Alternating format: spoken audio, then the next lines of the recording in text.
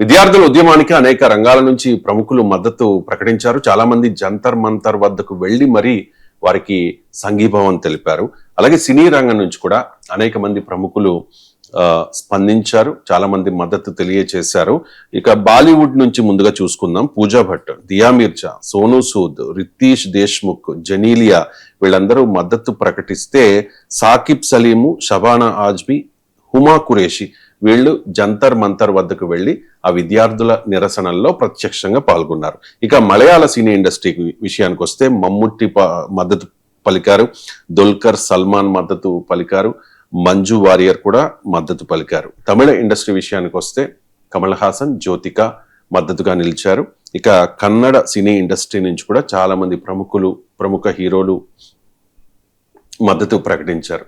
Professor గారు, విచిత్రంగా Telugu cine industry నుంచి అంటే టాలీవుడ్ నుంచి ఒక్క శేఖర్ కమ్ములు మాత్రమే స్పందించారు సార్. మిగిలిన వాళ్ళు ఎవ్వరూ కనీసం ఎక్స్లో ఒక పోస్ట్ కూడా చేయలేదు, ఒక ప్రకటన కూడా విడుదల చేయలేదు, ఖండన తెలపలేదు. ఎందుకు సార్ స్పందన లేదు? శేఖర్ కమ్ములతో పాటు నాగశ్విన్ కూడా మాట్లాడినట్టు పేపర్లో చూశాను నేను. సో బయట చూడలేకని పేపర్లో చూశాను. ఐ థింక్ మీకు సల్మాన్ ఖాన్ మాట్లాడారు. తర్వాత బాగా తీవ్రమైన అటాక్ ఎదుర్కొన్నాక కాస్త మళ్ళీ వెనక్కు తగ్గినట్టు కనిపించినా బట్ సల్మాన్ ఖాన్ మాట్లాడాడు. అలాగే మీకు అమీర్ ఖాన్ కూడా సోనం వాంగ్చుక్ ఆరోగ్యం బాగుండాలి అంటూ ఒక రకంగా పరోక్షంగా మద్దతు పలికారు. నేను ఎక్కడో మీడియాలో చూశాను, కరీనా కపూర్ కూడా మాట్లాడారని. ఇలా ఎంతో మంది మాట్లాడారు. మీకు ప్రకాష్ రాజ్ లాంటి వాళ్ళు అయితే ఏకంగా ఉద్యమానికి హానరరీ లీడర్షిప్ లాగా హానరరీ, ఇప్పుడు మీకు సోనం వాంగ్చుక్ నేను హానరరీ కాక్రోచ్ అన్నారు. ప్రకాష్ రాజ్ మీకు కూడా హానరరీ కాక్రోచ్ కనే. సో ప్రత్యక్షంగా రాత్రంతా వాళ్ళతో గడిపి నైట్ అవుట్ చేసి చలో పార్లమెంట్ కి వెళ్ళి అన్నిటినీ తీవ్రమైన దాడిని కూడా బీజేపీ ఇకోసిస్టమ్ నుంచి ఎదుర్కొన్నారు కూడా. సో కానీ వెరీ అన్ఫార్చునేట్ తెలుగు చిత్ర పరిశ్రమ, ఎందుకంటే వీళ్ళందరూ యూత్. మీకు తెలుగు సినీ పరిశ్రమ కానీ ఎనీ సినీ పరిశ్రమకు ఇంధనం వీలే కదా. వీళ్ళ అభిమాన సంఘాలు ఉండేవాళ్ళు యూతే, జెన్జీనే. ఒక్కసారి కాక 4 సార్లు 5 సార్లు 6 సార్లు సినిమాలు చూసేవాళ్ళు జెన్జీనే. మీకు వీళ్ళ ఫ్యాన్ బేస్ జెన్జీనే. బాధేస్తుందంటే ఇవాళ మనము సినీ రంగంలో ఉన్న వారికి ఒక్కసారి అర్థం చేసుకోవాలి, ఏ ప్రజల అభిమానంతోనైతే మనం ఈ స్థాయిలో ఉన్నామో ఆ ప్రజలు పోరాడుతున్నప్పుడు నాకు సంబంధం లేదు అని అనుకుంటే ప్రజలు మిమ్మల్ని ఎందుకు ఓన్ చేసుకోవాలి? మీకు రాజకీయ కోరికలు పుట్టినప్పుడు, మీకు ఓట్లు కావాల్సి వచ్చినప్పుడు మాత్రం ఈ యువతరం మీకు ఆయుధాలు కావాలి. కానీ వారు పోరాడుతున్న సమయంలో మాట్లాడడానికి అభ్యంతరం ఏంటి? పోనీ ఇది ఒక పొలిటికల్ ఇష్యూ అనుకుంటే వేరే విషయం. ఇప్పుడు నేను డీలిమిటేషన్ పైన మాట్లాడాలి నిజంగా చెప్పాలంటే, ఎందుకంటే అది క్లియర్గా సౌత్ ఇండియన్ స్టేట్స్కి ఎఫెక్ట్ అవుతుంది.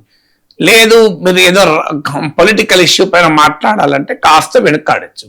పేపర్ లీక్ అనేది, పిల్లల ఆత్మహత్యలు అనేది మీకు సినిమాలో కథా వస్తువులు అయితే తప్ప నిజ జీవితాల్లో వాటిపైన ఎందుకు మాట్లాడారు?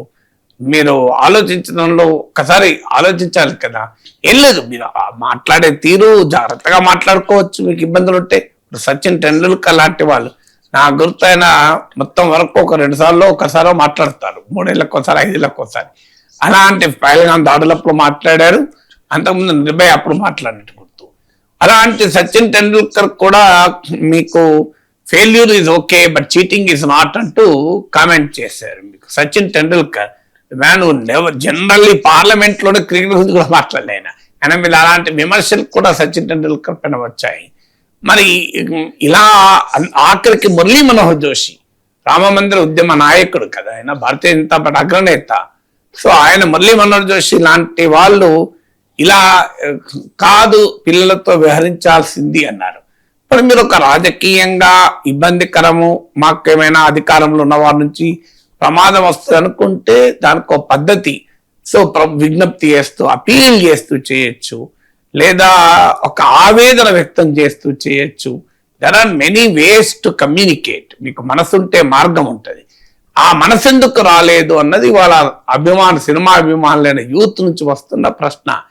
మీకు బాలీవుడ్ రియాక్ట్ అంటే ఏంది, హాలీవుడ్ అయితే మొదటి నుంచి కూడా మీకు ఇది గాజాపై ఇజ్రాయెల్ మారణ హోమం నుంచి మొదలుకొని Iran war, Hollywood is always react అవుతూనే ఉంటుంది. మీరు గమనించండి, ఆస్కార్ అవార్డ్ వినింగ్ వారు వస్తారు. ఆస్కార్ అవార్డుల వేదిక కూడా మీకు నిరసన తెలిపిన సందర్భాలు ఉన్నాయి.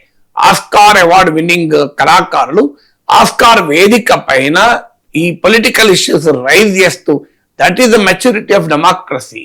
మీకు ఆస్కార్ అవార్డుల వేదిక పైన నిరసన తెలపడం అంటే, ఎందుకంటే కళ కోసం కాదు, ప్రజల కోసం కదా. కళాకారునిగా మీ పైన బాధ్యత ఉంటుంది. ప్రజల ప్రేమాభిమానాలు పొందుతున్న వాళ్ళు ప్రజల్ని ఇన్ఫ్లుయెన్స్ చేయగలరు కదా. And very very unfortunate. నిజంగా తెలుగు సినీ పరిశ్రమ ఒక్కసారి పునరాలోచించాలి. రాజకీయాలు శాశ్వతం కాదు, ప్రజల పట్ల మనకున్న కమిట్మెంట్ శాశ్వతం అవుతుంది. ఎందులో ఒక తత్వవేత్త అంటాడు, సమాజం చెడిపోయేది దుష్టుల దుష్ప్రవర్తన వల్ల కాదు, మంచి వాళ్ళ మౌనం వల్ల అంటారు. మంచి వాళ్ళ మౌనము ఎప్పుడు కూడా చాలా చాలా ప్రమాదకరం. అయితే ఇప్పుడున్న కల్చరల్ సైలెన్స్ కు రీజన్ కూడా ఉంది. ఎందుకంటే మీకు సినిమా పరిశ్రమ పైన ప్రభుత్వం కేంద్రీకరించిన తీరు మనం చూస్తున్నాం. తమ నరేటివ్కు అనుకూలంగా సినిమాలు తీసుకురావడం, కేరళ స్టోరీ నుంచి మొదలుకొని కాశ్మీర్ ఫైల్స్ వరకు. అలాగే ఒకవేళ తమకు నచ్చని సినిమాలు తీస్తే వాటిని సెన్సార్ బోర్డు అడ్డుకోవడం చూస్తున్నాం మనం. సో అదొక ట్రెండ్. ఈవెన్ సెన్సార్ బోర్డు అడ్డుగోడల్ని దాటి బయటికి వస్తే బాయ్కాట్ ఉద్యమం చూసాం, మలయాళీ నటు మోహన్ లాల్ ఎదుర్కొన్నది చూసాం మనం. సో దేశవ్యాప్తంగా మీకు ప్రజా ఉద్యమాలకు మద్దతు ఇస్తే ఎంతటి యాక్టర్లనైనా అటాక్. మీకు దీపికా పదుకొనే జేఎన్యూ పోరాటానికి మద్దతు ఇచ్చినందుకు ఆమె ఎదుర్కొన్న తీరు చూసాం. సో ఇవన్నీ చూసి, ఇది కాకపోతే మళ్ళీ ఇన్కమ్ ట్యాక్స్లు, సిబిఐలు, ఈడీలు ఎలాగూ ఉంటాయి.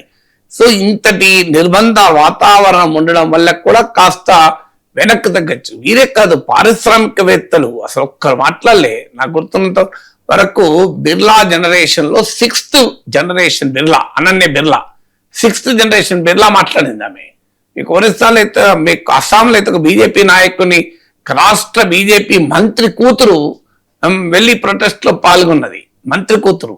మీకు ఆ రకమైన రెస్పాన్స్ మీకు ఎక్కడ మనం కార్పొరేటర్ ఆనంద్ మహేంద్ర లాంటి వాళ్ళు రెగ్యులర్ గా ప్రతి దాంట్లో ట్వీట్ చేస్తూ ఉంటారు, పర్యావరణాన్ని మొదలుకొనండి. కానీ వారు రేపు వాళ్ళ ప్రొడక్ట్స్ కొనేది సామాన్య యూతే కదా, కన్స్యూమర్స్ అంతా యూతే. మీకు నిఖిల్ కామత్ లాంటి వాళ్ళు ఈరోజు జెన్జీకి ఒక పెద్ద క్రేజీ కదా. వీళ్ళంతా ఎక్కడ పోయారో అర్థం కావడం లేదు. కార్పొరేట్ రంగం కంప్లీట్ సైలెన్స్. అంబానీలు అదానీలు మాట్లాడలేదు, గౌతమ్ అదానీ అని అంటలేదు. పారిశ్రామికవేత్తలు కూడా కంప్లీట్ సైలెన్స్ ఫాలో అయ్యారు. So this is something surprising. అందువల్ల డెఫినెట్ గా ఇన్ఫ్లుయెన్స్, సమాజాన్ని ప్రభావితం చేయాల్సిన వారికి ఒక్కసారి సమాజం పట్ల బాధ్యత ఉంటుంది. ఇది పరీక్షా సమయం. మనం ఈ సమయంలో సమాజం పక్షాన ఉంటామా, అధికారం పక్షాన ఉంటామా అనేటువంటిది తేల్చుకోవాలి. అధికారాన్ని ఉన్న వారిని నొప్పించకుండా కూడా మాట్లాడగలిగే అవకాశాలు ఉన్న సమయంలో, ఇవాళ ఒకప్పుడు అంటే బయట్లు మాట్లాడడం, ట్వీట్ చేస్తే సరిపోతాయి కదా. తూచి చార్జీపీని అడిగినా చెప్తుంది. నాకు మోడీ ప్రభుత్వం నుంచి ఎలాంటి ఇబ్బందులు లేకుండా సమాజం అప్రిషియేట్ చేసేలా నాకు ఈ ఉద్యమం ఢిల్లీ నిరసనల పైన స్పందించే ట్వీట్ తయారు చేయమంటే చార్జీపీని తయారు చేసిస్తుంది. ఆ పని కూడా ఓపిక లేకపోతే ఎట్లా?